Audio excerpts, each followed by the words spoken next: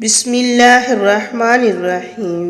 السلام علیکم ورحمۃ اللہ وبرکاتہ۔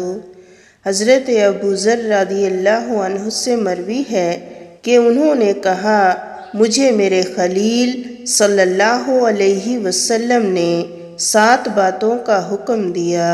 نمبر 1، مجھے مساکین سے محبت کرنے اور ان کے قریب ہونے کا حکم دیا۔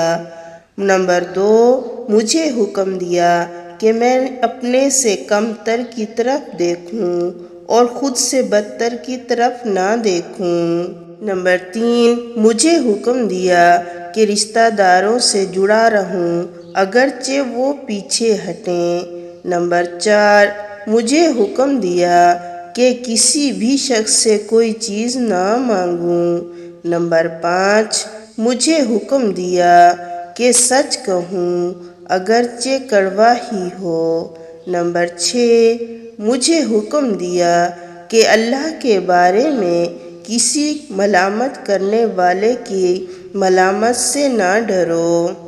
نمبر 7، مجھے حکم دیا کہ میں لا حول ولا قوت الا باللہ کثرت سے پڑھوں، کیونکہ یہ کلمات عرش کے نیچے کے خزانے میں سے ہیں، اور ایک روایت میں ہے کہ یہ جنت کے خزانوں میں سے ایک خزانہ ہے۔